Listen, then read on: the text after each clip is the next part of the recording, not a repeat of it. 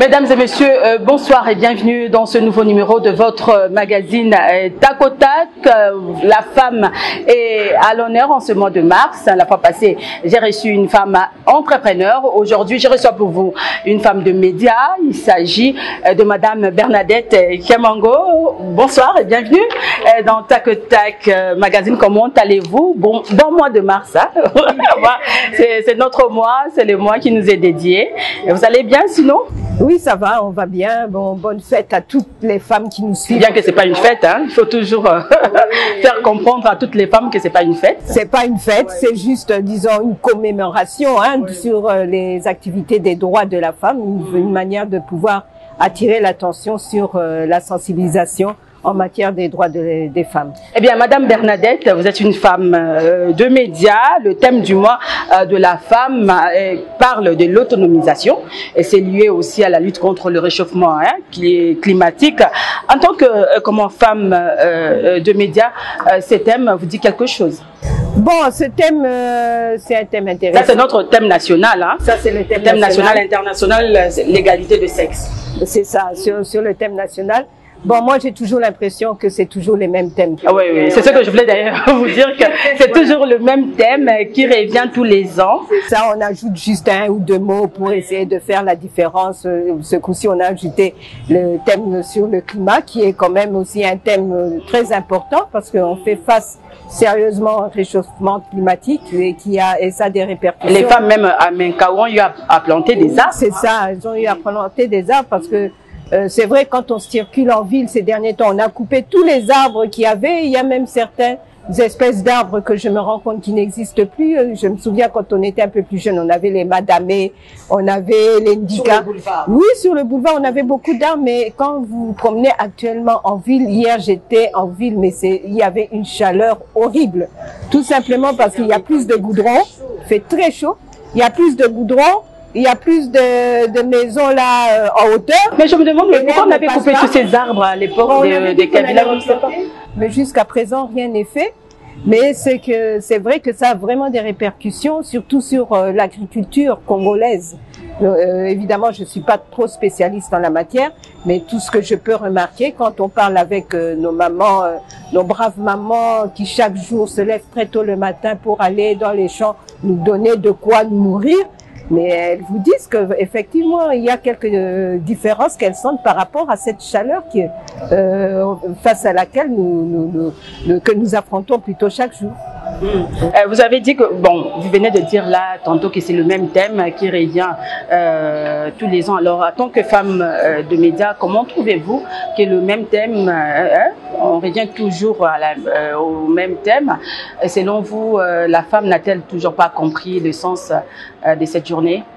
Bon, je dirais, je ne sais pas, parce qu'effectivement, quand tu m'as invité, j'ai essayé de dire, mais en fait, c'est toujours la même chose qui revient chaque année. Et chaque année, sur le plateau, on m'appelle pour parler toujours de la même chose. Je dis, il y a quelque chose qui ne va pas. Parce que ça fait, on peut dire, si on remarque l'histoire, en fait. C'est depuis 77, hein? Depuis 77. Sous le plan international. Au pays. Depuis que nous, ici, en RDC, on a pris conscience de la journée du 8 mars, je pense que ça peut faire une vingtaine d'années. Mais effectivement, avant, c'était par rapport aux violences basées sur le genre, mais il y avait toujours ce thème-là, autonomisation de la femme. L'autonomisation, l'égalité de sexe, la parité, tout ça. C'est comme si on se plaignait, hein, qu'on n'a toujours pas... On a tendance à dire que la femme se plaint. Moi, même dernièrement, j'étais quelque part, on me disait, oh non, la femme attend toujours un homme qui est de la présidence, qui travaille, un conseiller du chef de l'État, qui vient nous dire, en fait, il y avait une exposition quelque part et les femmes lui ont présenté certaines préoccupations qui étaient vraiment des préoccupations réelles. La réponse qu'elles ont, oh non, les femmes se plaignent toujours. Alors on a toujours fait, non, ça reste dans le langage des uns et des autres, en se disant que la femme se plaint toujours. Non, la femme ne se plaint pas.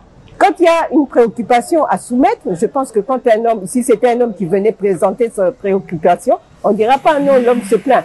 Mais quand il s'agit de femmes, ça devient la femme se plaint. Non, il y a des préoccupations, effectivement, qui ne rencontrent pas des réponses. Et là où il n'y a pas de réponse, c'est normal que la femme parle, parce qu'il faut parler. Oui, c'est le climat, justement. On parlait du climat. Il y a vraiment une chaleur. Mais quand une femme pose une préoccupation, qu'on ne dise pas que la femme se plaint. Qu'on dise plutôt que oui, il y a une préoccupation, tout simplement parce que il n'y a pas la réponse à cette préoccupation. Donc je pense que les gens devraient un peu changer cette façon de... Mais pourquoi il y a toujours pas de réponse? Pourquoi il n'y a pas de changement, il n'y a pas d'évolution? Je ne sais pas, bon, il y a peut-être un peu, on a quand même un peu évolué. Ben, je ne sais pas si selon vous on a évolué, il y a eu des avancées ou... Des avancées, on ne peut pas dire qu'il n'y en a pas eu. Il y a eu quand même des avancées. Par exemple, avec la parité, si on se réfère au problème de la parité, il y a eu la promulgation du nouveau code de la famille qui a été, disons, réformé, la réforme qui a été réformée, et dans lequel on trouve quand même quelques articles qui permettent à cette femme d'avoir la parité. Par exemple, on a cette fameuse suppression de l'autorisation maritale. Bon, c'est une façon de pouvoir mettre une parité, pas au sein du couple, mais quand même permettre à cette femme d'avoir les mêmes droits du mari, de pouvoir aller travailler librement. Donc ça, c'est déjà quand même une égalité. Mais nous avons aussi notre constitution, le fameux article 14, qui déjà ouvre les portes à cette parité. Alors maintenant, je pense que c'est un problème d'application. Application des textes, vous savez que dans notre pays, on a toujours un sérieux problème de pouvoir appliquer ce que nous décidons. Donc je pense que c'est juste un problème d'application. Je pense, vous voyez, quand vous circulez un peu à la cité, vous comprendrez que l'homme n'est toujours pas prêt à céder à la femme facilement. Que non, qu'elle soit égale. Et puis le mot parité aussi est très mal compris. Encore ce matin, je suivais... Très mal compris par qui? Les femmes ou les hommes? Surtout par les hommes qui pensent que quand on parle de la parité, ça veut dire que la femme veut devenir comme l'homme. Non, c'est pas ça du tout. On n'aura jamais les muscles des hommes, on n'aura jamais les cheveux des hommes, quoi. Non. C'est un problème d'égalité de chance entre l'homme et la femme. L'homme va à l'école de la même manière que la femme. La femme va à l'école de la même manière que l'homme. La femme peut accéder à par exemple, à des crédits de la même manière que l'homme. La femme peut autant faire les mêmes activités que l'homme. C'est de ça dont on parle, mais on ne parle pas d'aller ressembler à l'homme. Pas du tout. L'homme a, je le dirais ouvertement, à son sexe, la femme a son sexe, et donc on ne peut pas changer. À moi, même si aujourd'hui, bon, il y a le monde sur certains points, il y a des hommes qui deviennent des femmes, des femmes qui deviennent des hommes, l'homosexualité. Avec la créature qui a été créée par Dieu, c'est que il y a l'homme, il y a la femme. Ça, il les a créés comme ça parce que c'était, je pense que sa façon de parfaire le monde. Et il les a créés, lui-même, il les a créés égaux. Donc maintenant, c'est nous, sur la terre, où on s'amuse à vouloir marcher sur les uns sur les autres. Et surtout, quand les hommes pensent que dans la Bible, on nous répète sans arrêt, la femme doit être soumise. Bon, là, maintenant, c'est... On confond soumission, on confond tout. Alors, et même les femmes aussi confondent. Il y a des femmes, même, bon, ils se disent que non, ouais, c'est comment la journée internationale comment, de la femme, tout ça, des droits de femmes. Donc, moi, je vais rester à la maison. C'est mon mari qui va s'occuper de tout. Donc, les femmes essayent un peu de faire... il y a un peu un bras de fer hein, entre l'homme et la femme dans le foyer, tout ça. Oui. Il faut un peu sensibiliser la femme là pour dire que c'est sur le plan professionnel et non dans les foyers. Parce qu'il y a cette confusion quand même. Parce qu'il y a des femmes qui se disent « Oh non, je n'ai pas reçu d'épargne ». Ça pose problème aussi. Hein. Il faut... C'est comme si on même en fait de sensibilisation. Le mois de mars, oui, c'est vrai que est caractérisé par le port d'épargne, non? Jusqu'à présent au Congo, c'est vrai, c'est une vérité. Même encore hier, j'ai rencontré des jeunes garçons qui « Oh non, l'obé fait qu'il n'y a pas maman. Vokolo tamaputa, vokokene babar ». Même ce matin, on m'a posé des questions. Pourquoi tu as un pantalon? Voilà, sur les médias, j'entends des confrères qui disent que non, toko filmé, bah maman, nakatia babar, lelo, demain toko ça. Bon, le message est mal passé. Hein, le message au début est mal passé. On a calqué la journée du 8 mars au Liputa, alors que ce n'est pas ça. La preuve, toi tu es en pantalon aujourd'hui. Mais est-ce que le pantalon te change en tant que femme? Non. Et moi je sais, aujourd'hui je me suis dit, bon, je vais porter quand même la robe pagne. Est-ce que quand j'enlève cette robe pagne et je me mets en pantalon, ça change mon identité de femme? Pas du tout. Dans les pays où les femmes ne portent pas des pagnes, est-ce que ça change qu'elles sont femmes plus que les autres? Pas du tout. Le combat est le même. Et je pense pas que c'est qu'on doit. Moi, je trouve, j'appelle ça des prétextes seulement pour faire. Mais les confrères, quand même, les hommes ont raison. Il y a certains hommes qui se disent que non, les femmes n'ont toujours pas compris le sens même de cette journée, parce qu'on voit toujours les femmes là dans les Nganda, les associations. Mais bon, que les femmes soient dans les Nganda, bon, c'est leur droit. Hein. Moi, je dirais c'est leur droit. Moi, je dirais c'est leur droit. Pourquoi est-ce qu'on empêcherait à quelqu'un d'aller fêter dans un Nganda? Peut-être qu'il y a des excès, peut-être qu'il y a certaines, et encore les excès, là, il faut voir qui les fait. C'est pas toutes les mamans qui le font quand même. Moi, vous allez me voir dans un Nganda, vous allez me dire, non. Si une femme peut aller dans un Nganda, si elle prend son petit verre, c'est son droit. Personne ne lui interdit. Mais si elle se donne dans des excès, non. C'est la culture, c'est la coutume, nos coutumes. Oui, qui ses droits. Non, c'est facile que la femme puisse revendiquer ses droits, parce que jusqu'à présent, si quand même il y a eu quand même des avancées, c'est tout simplement parce qu'il y a des hommes qui ont compris le combat de la femme. Il y a des hommes plutôt qui ont accompagné la femme. Des femmes à l'Assemblée nationale. Là, c'est encore un autre discours. Oui, là, c'est encore un autre discours. Est-ce que vous parlez des avancées? Oui, il y a des avancées. Quoi qu'on en dise, il y a des avancées. Hein, parce que, par exemple, quand on parle de la réforme du Code de la famille, dans ceci, vous verrez qu'il y a beaucoup d'avancées. Avec Fachi aussi, qui est en train d'appuyer. Dernièrement, d'ailleurs, il a organisé tout un forum où il a appelé plusieurs chefs d'État pour déjà promouvoir la masculinité, ce qui est déjà une grande chose. Donc faire comprendre maintenant aux hommes, disons, une masculinité positive. Positive.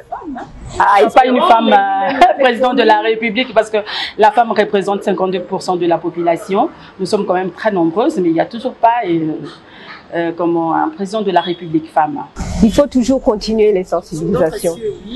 Non, ne vous en faites pas sur d'autres cieux aussi, c'est toute une bagarre. Hein, c'est toute une bataille. Même si vous allez au Parlement en France, mais vous allez voir comment les femmes, on est en train de les bousculer. Hein. Non, c'est toute une bataille, pas seulement ici, que ce soit dans les pays dits développés comme les États-Unis. Même les États-Unis, une vice-présidente, mais elle a bataillé pour être là. Donc la femme doit toujours batailler, c'est ça le problème. C'est le combat de tous les jours. Il ne faut pas croire que c'est seulement en Afrique, que c'est seulement en RDC. Le problème est le même partout. Mais la différence, c'est que par exemple, si dans d'autres cieux, je prendrai par exemple, puisque je lisais les textes dernièrement, en France, leur bataille, c'est par exemple les femmes battues. Nous ici, notre bataille, c'est aussi un autre thème. Nous sommes dans les violences basées sur le genre. Mais on doit parler de tout ça parce que c'est notre journée quand même. Hein. Il y a des violences faites aux femmes. Hein. C'est tous les jours, hein. Même dans l'est du pays, les femmes sont violées. Le corps de la femme est devenu comme une arme de la guerre. Je sais pas, de destruction. Donc voilà un peu. Donc on en parle. On doit parler de tout ça chaque jour. Bah, c'est bon. Aujourd'hui c'est un peu spécial parce que c'est notre mois. Donc on en profite quand même pour en parler, et pourquoi pas, mais qu'est-ce qu'il faut faire pour que la femme ne soit plus exposée? Parce que tous ces rebelles-là dans l'Est, quand ils voient la femme, c'est toujours son corps qui pose problème. Vous savez aussi, il y a des harcèlements dans les écoles primaires même, à l'université, dans le lieu de travail, tout ça, quand c'est un homme qui est au poste de décision, donc au lieu de regarder les compétences, parce que la femme peut faire valoir ses compétences, mais l'homme, non. L'homme voit la beauté physique et non intellectuelle de la femme. Donc, nous sommes butés un peu à beaucoup de problèmes. Donc, on ne sait pas. C'est un problème sérieux. C'est vraiment très sérieux. Dernièrement, j'ai... pas trop en parler. Oui. À chaque fois dans nos émissions, pour trouver la femme, vous êtes parmi les exceptions. Donc, voilà, il faut quand même en parler, vu que vous êtes une femme de médias aussi. Oui, c'est comme tu le dis si bien, il faut en parler. Il ne faut pas se taire même si il faut toujours dénoncer, parce que c'est pas la sensibilisation qui peut avoir un changement de comportement. Oui, mais tout ça justement, ce sont des débats qu'on doit faire, des débats qu'on doit plus faire, surtout au niveau des médias, au lieu de passer notre temps à passer des émissions là qui tirent vers le bas. Oui, tout est politisé malheureusement sur nos médias, et puis les grandes émissions s'appellent les émissions politiques, et même je veux bien qu'il y ait des émissions politiques, mais dans ces émissions politiques, quel est le message qu'on fait passer? Les messages de haine, voilà, tel chef de politique, voilà, c'est seulement des guerres intestinales entre les partis politiques. Mais au contraire, si on a parlé des partis politiques, à travers ces partis politiques, on parlait plus du développement. On parlait plus justement des problèmes de la société, des vrais projets de société qu'ils nous présentent à tout champ. Mais sur le terrain, on ne voit pas ça, on ne voit seulement que les guerres intestines entre les politiciens. Je pense qu'il y aura un changement. On accepterait quand même que ces émissions politiques apportent quelque chose au niveau du mental du Congolais. Vous voyez déjà au niveau de nos médias, comme je suis femme des médias, au niveau de nos médias, il y a déjà un problème. Alors, or, le média, c'est le quatrième pouvoir. Quand on a le quatrième pouvoir, ça veut dire qu'on peut changer toute une société. Moi, je sais combien de fois il m'est arrivé, par exemple, de participer à des campagnes médiatiques. Mais vous verrez que comment que la population change de comportement parce qu'il y a eu une bonne campagne. Mais actuellement, les campagnes de sensibilisation ne fût-ce que sur le Kinbopeto. Il y en a à peine. Hein? Il y en a à peine. On nous amène des gens de l'extérieur. Ah oui, je viens même, il y avait une question par rapport à ça, Kinbopeto. Il y a eu des artistes étrangers, hein? Une femme ivoirienne, et Doxy Yao, qui est venue pour la campagne de Kinbopeto.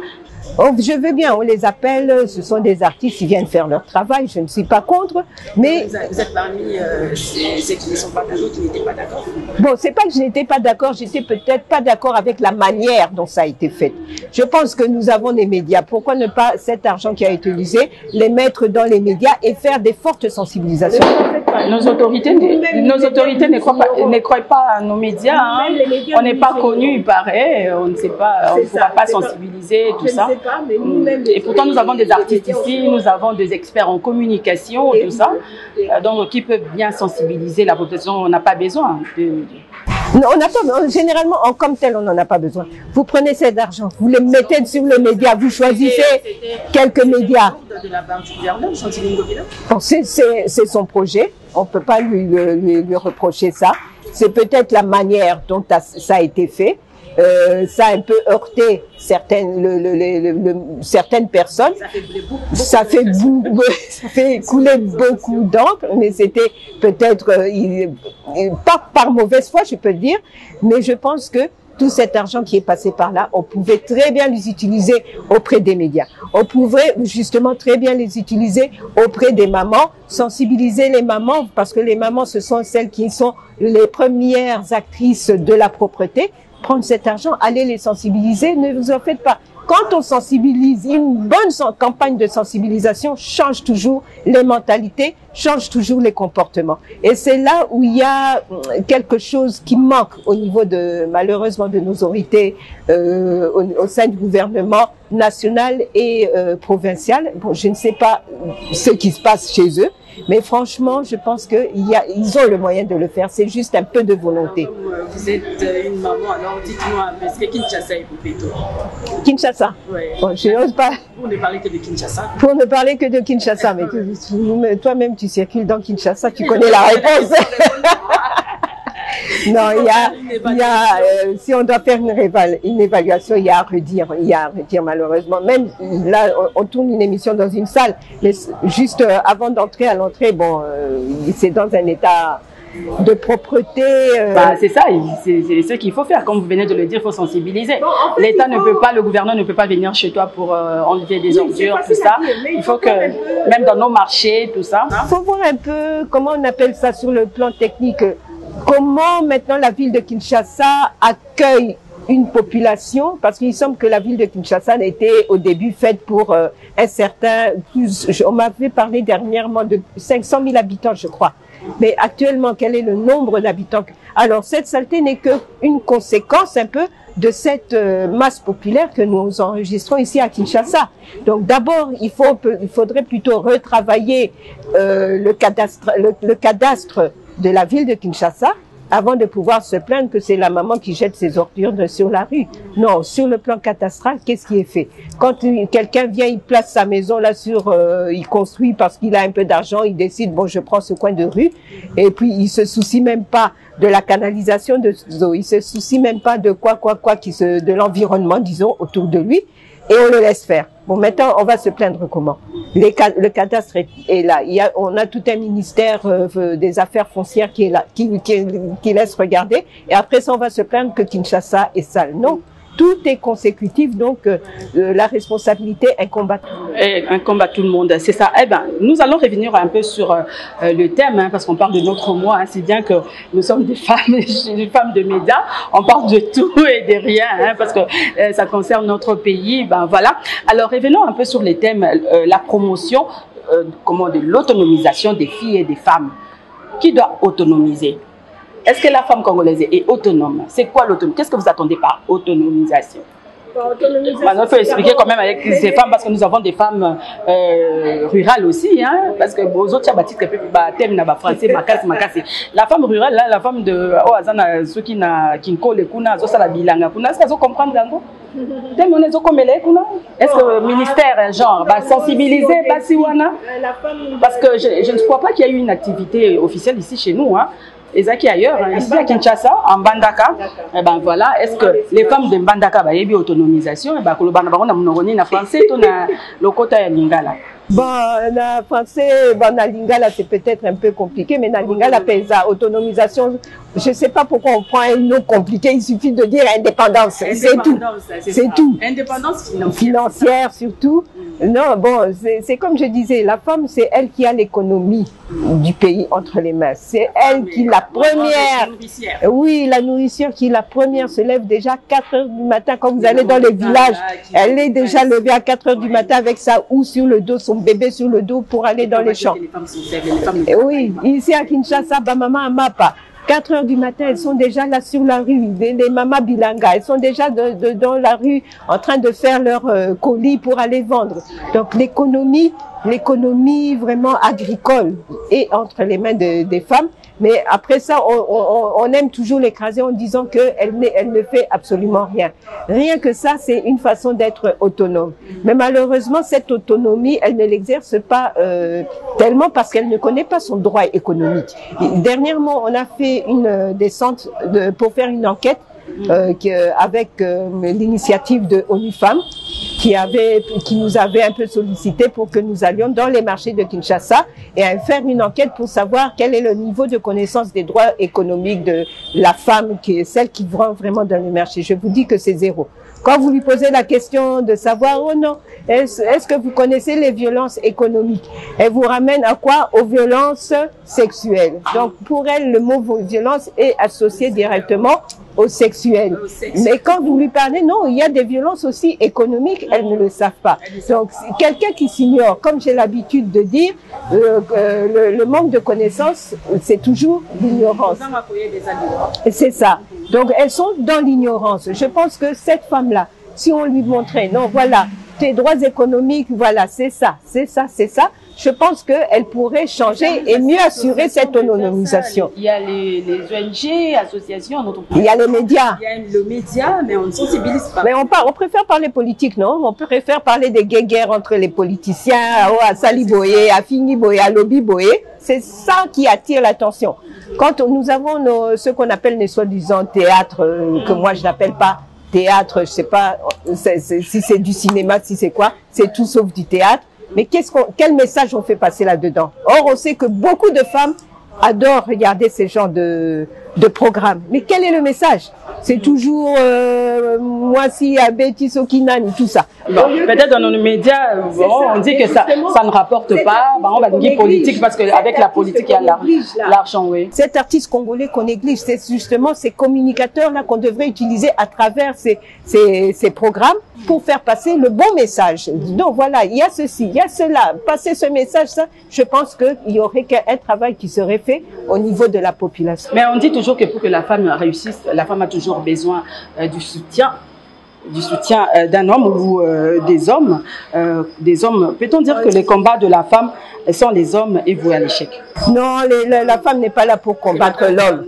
Réussissent là toujours parce que les femmes se disent non, je suis une femme battante, je suis indépendante, mais nakuzu azolandaka mobali apesa mbongo tout ça. Parce que c'est ça qu'on lui apprend, c'est ça, on lui a mis ça dans la tête. Et puis quand une femme est trop indépendante, elle fait peur aux hommes aussi. Oui, on dit toujours que les femmes des médias ne veulent pas se marier. Pourquoi? Parce qu'elles sont trop indépendantes, elles connaissent leurs droits. Enfant et petite fille. On a notre petit garçon, on a la petite fille. Qu'est-ce qu'on apprend à la fille? Que non, c'est toi qui dois dépendre de ton frère. S'il y a quelque chose, donc c'est ton frère qui doit te commander. Toi, la fille, tu dois aller ranger sa chambre. Toi, le garçon, là, tu dois aller jouer au foot, tu ne touches à rien. Mais la fille, on la conditionne dans quoi? Maintenant, elle grandit de cette manière. Et aujourd'hui, vous vous plaignez que la femme ne sait pas ceci, la femme ne sait. La faute est à qui? La faute est à qui? La faute est à nous-mêmes. Parce que nous conditionnons la femme déjà que, non, moi si, il faut azalaboué. Moi si, à quitter. Quand une femme part trop, elle fait peur aux hommes. La femme n'a pas le droit de s'affranchir. Maintenant, on va se plaindre pourquoi?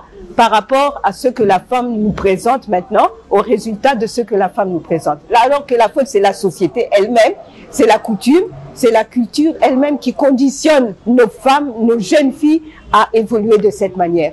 Allez un peu en Europe, voyez la femme, la jeune fille. Mais elle est indépendante, hein?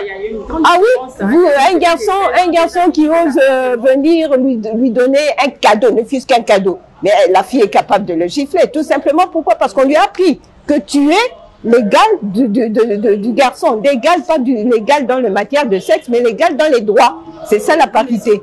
Oui, ici un homme viendra chez elle, tu sais, il y a de l'argent ici. Ah, voilà, merci. Non, allez faire ça à une blouse, vous allez voir la réponse que vous allez recevoir. Elle dit, mais qu'est-ce que c'est que ça? Tu me prends pour qui? Ici, chez nous, c'est en Afrique, il y a plusieurs problèmes. Voilà. Donc, on doit changer l'éducation. Quand on parle de l'autonomisation, là, pour que la femme soit indépendante financièrement, elle doit travailler. Mais malheureusement, chez nous, ici, le chômage a atteint un niveau. Donc, la femme, pour que la femme ait un travail, c'est vraiment compliqué. Déjà, nous n'avons pas, il n'y a pas... C'est pourquoi maintenant, c'est compliqué. Donc, la femme doit se battre, doit lutter. Oui, il y a beaucoup de femmes entrepreneurs. Par exemple, il y a beaucoup d'associations, des femmes qui se regroupent et qui n'ont que comme objectif l'entrepreneuriat féminin. Je peux vous citer le Forum d'entrepreneuriat de la femme du Congo, le FEFCO. Là, si vous allez là, vous allez voir que les femmes se sont regroupées, ce sont toutes des femmes entrepreneurs, justement pour essayer de résoudre les problèmes de l'autonomisation de la femme. Et elles sont là pour ça. Et quand vous allez là, donc vous allez sentir qu'elles ont compris c'est quoi être indépendante financièrement. Le tout, comme je disais, c'est de pouvoir faire comprendre déjà à la femme. Donc changer un peu l'éducation, tout en respectant évidemment nos coutumes positives, s'il vous plaît, pas n'importe lesquelles, en changeant un peu cette éducation et faire comprendre à la fille que oui, moi si au coquille, pas moi si au coquité. Au coquité, mais c'est la femme aussi a sa part de responsabilité. Hein, si rien ne va, si on n'avance pas, parce que les femmes entre nous, on s'accepte pas, on se supporte pas. Je ne sais pas, avec ces genres d'attitudes, on peut avancer, on peut évoluer. C'est ça, c'est un peu compliqué, hein. Donc, toi, tu es là, Nakondi Mayote, Bonaboye, c'est toujours les femmes. Bon, je ne sais pas. C'est beau de... Comme dans le cours de physique, on a tous appris que deux corps qui du même signe se repoussent. Je ne sais pas. Mais quand moi, je vois le travail qui est fait dans les regroupements féminins, dans les associations, les ONG, tout ce que vous voulez, mais je vois que, au contraire, les femmes, elles sont solidaires entre elles. Quand il y a une cause à défendre, elles se mettent ensemble et elles défendent cette cause. Donc il y a des capacités. C'est pas on veut faire croire. Oui, je crois on veut faire croire à la femme que Non, les femmes et les hommes, quand ils se donnent des coups de poing là. Donc pour les hommes, c'est normal, on n'en parle pas, mais c'est la même chose. Mais quand il s'agit de la femme... Qui est venue ici à Kinshasa, c'est vrai, bon, on ne sait pas pourquoi, mais on l'a insultée. Bon, quand même, c'est une femme, hein, il faut quand même respecter la femme, quel qu'on soit son métier. Elle est venue faire son travail. Elle est venue faire son travail, on l'a même traité de pétasse, même il y a des journalistes qui l'ont traité de tous les noms. Donc c'est pas bien. C'est ce que je dis. Elle est venue faire son travail en tant qu'artiste. Moi, je ne leur reproche absolument rien. Mais c'est peut-être que le terrain a été mal préparé pour eux ici, en RDC. Et quand quelque chose est mal préparé, la mauvaise sensibilisation, automatiquement, c'est ça les résultats. Alors, nous allons finir les sociales de Congolais. Vous êtes une maman. Le panier de la ménagère, de la femme est toujours vide. Hein? Donc, je ne sais pas si ici, il faut faire un bilan. Comment trouvez-vous quand même la gestion de Fachi, hein? Donc, on doit quand même en parler. Parce que... Je ne sais pas. Moi, je ne saurais pas le condamner directement parce que lui, il a donné sa vision. Maintenant, il a donné sa vision, il a une équipe qui doit accompagner sa vision. Qu'est-ce qui se passe au sein de son équipe? Lui, il ne peut pas être à gauche, à droite, partout. C'est impossible. Moi, je pense que la responsabilité... Les problèmes avec le président, hein, on lui reproche qu'il ne sanctionne pas. Ce qu'on lui reproche, oui, c'est vrai, on dit toujours qu'il n'y a jamais eu une mauvaise troupe. Hein. Il y a toujours des mauvais chefs. Parce que c'est justement, c'est le chef qui porte la responsabilité de tout. En tant que chef, c'est vrai que s'il y a quelque chose qui se passe en bas, c'est comme un enfant à la maison. Quand un enfant fait une bêtise dans la rue, on va lui dire « Hey, mais tes parents là, ils t'ont pas enseigné, tes parents là, ils t'ont éduqué comment ?» Tout simplement parce que ce sont les parents qui ont la responsabilité justement de pouvoir bien éduquer les enfants. C'est un peu la même chose avec nos pauvres chefs d'État, malheureusement, on les aime bien, mais ils doivent pouvoir vraiment être parfois fermes avec certaines choses. Alors, selon vous, est-ce qu'il y aura élection en 2023? Faut même pas me poser cette question. On observe comme tout le monde. Si on observe comme tout le monde, donc je n'oserais pas donner une réponse fixe par rapport à cette question. Il y a un projet là de réviser la Constitution. Ça serait malheureux. Ça serait malheureux. Réviser la Constitution pour y mettre quoi? Je ne sais pas. À l'approche même des élections aussi. À l'approche des élections, pour y mettre quoi? Je ne sais pas. Mais espérons que si on fait cette révision, on mettra beaucoup plus de droits pour la femme dans lesquels on mettra vraiment beaucoup. Moi, je demanderais à toutes les femmes en 2023, on va voter une femme.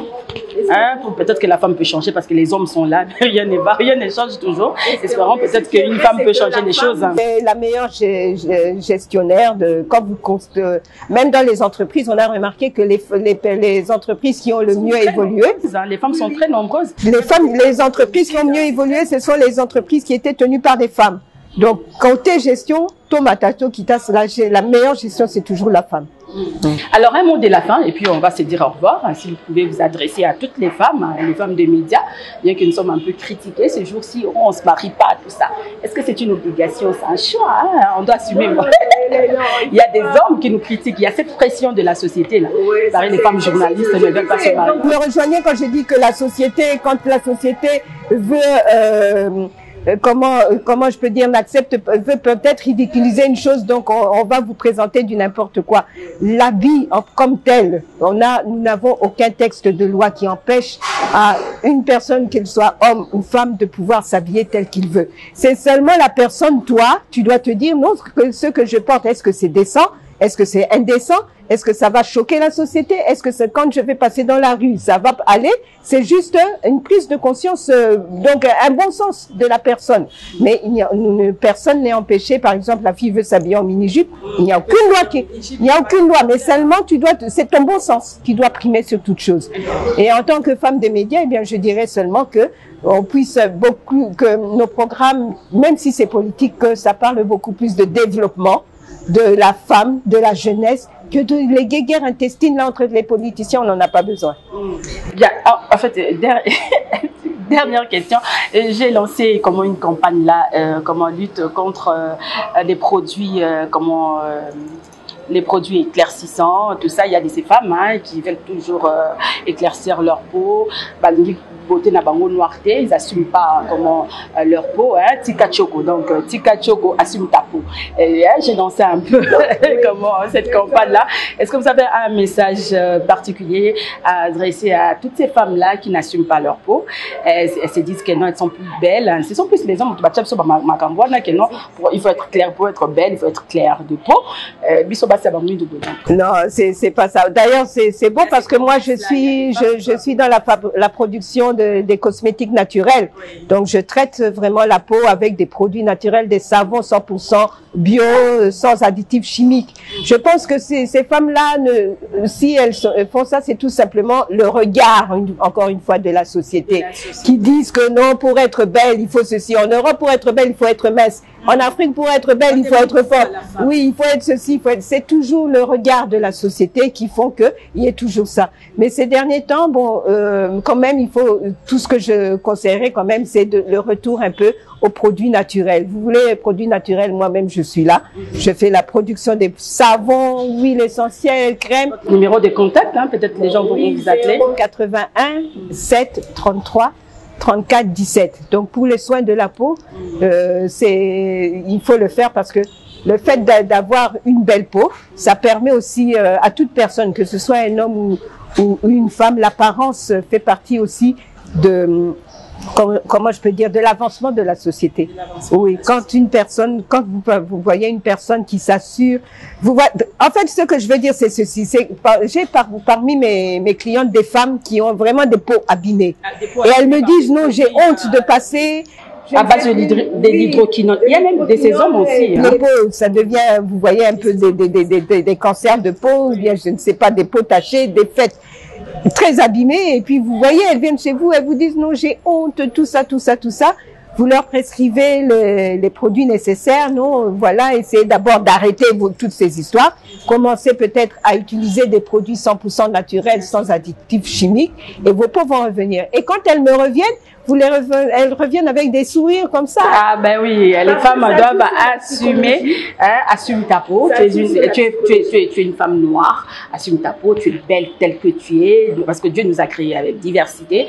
Donc tu es une femme claire, brune, donc tu dois l'assumer. Tu es métisse, reste métisse.